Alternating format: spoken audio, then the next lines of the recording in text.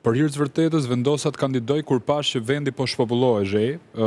Është një gjë që ne kemi thënë që në 2014, por në fakt atëherë na quanin konspiracionist, njerëz që merreshin me kometën Halley. Ndërkohë po e shikoj çdo ditë që po mbyllen shkollat, njerëzit kanë ikur nga syt këmbët.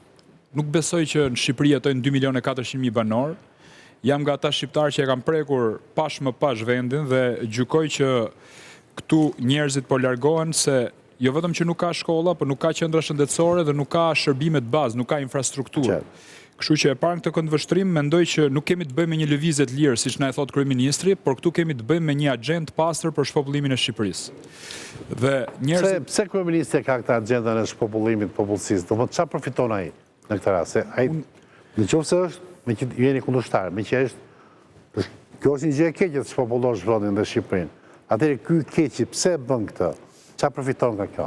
Shiko, kjo është një pyetje edhe për Sorosin në këtë rast, domethënë me 3 shtyllat kryesore të Sorosit, por unë e kam parë që ai ka konceptin e ripopullimit, ndërkohë unë kam qenë për konceptin e riaddësimit shqiptarëve. Ripopullim do të thotë të fusësh njerëz të tjerë nga jashtë brenda, siç është dhe marrëveshja Rama Meloni për shembull. Po falni se erdhi dhe Maria në Subi mbrapa dhe Rema se erdhe. Po. Siç është dhe marrëveshja Rama Meloni për refugjatët që do vinë, domethënë njerëz të palishëm në kampin e Gjadrit në të rast, e cila është goditur nga gjykatat italiane dhe gjykata e Luksemburgut, dhe ka një plan, sepse marrëveshja nuk është shqetësuese vetvete, por precedenti i kësaj marrëveshje është shqetësuese. Kryeministri Bavarez doli dhe tha që jam dhe unë interesuar për të sjellë emigrant të palishëm të Myniut.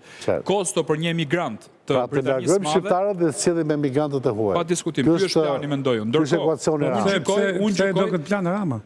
Këtë po më shpjegon. Unë gjykoj që ne duhet të kthejmë shqiptarët nga jashtë brenda. E para të ndalojmë hemorragjin që po i ndodh kombit shqiptar, mos na ikin më shqiptarët, dhe e dyta të rikthejmë shqiptarët nga jashtë brenda me një plan konkret. Dhe unë kam propozuar personalisht krijimin e Ministrisë Familjes si një instrument e cila do të kthejë shpresën në Shqipëri dhe do të jetë kujdestare për riaddësimin e shqiptarëve, si model i Greqisë, i Polonisë dhe i Hungarisë. Nga Greqia, për fakti është që po hiqen, largohen nga Greqia, largohen nga Italia sot.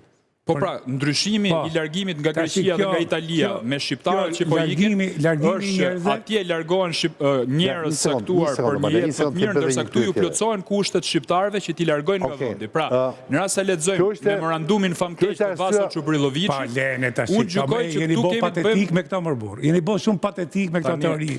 Çubriloviçi tash. Jeni prandaj edhe nuk ju duan më njerëzit, se nuk keni gjë konkrete. Ta mbaroj unë? Po jo më mbaroje, po unë të respektoj dhe do të dëgjoj dhe ty.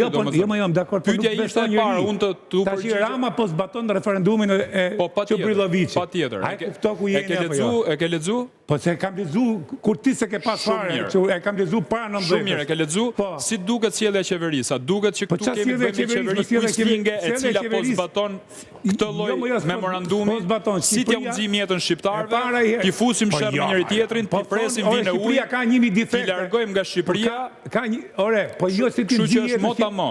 Jo se kjo që ka plani kësaj qeverie do të shënërrit populli gjithkohë. Dhe për parafurimin populli është ngrit, po ka ik, ky është problemi. Ku është? Prandaj kjo pasaportë europiane, pasaporta dhe njerëzit po kthehen. Ata njerëz që kanë mbet tu janë njerëz cilët janë shumica janë patronazhist, qeverisë sepse është ndërtuar një inxhinieri politike. Kjo lloj gjuhë ju ka futur një banalitet që nuk keni rrugdalje.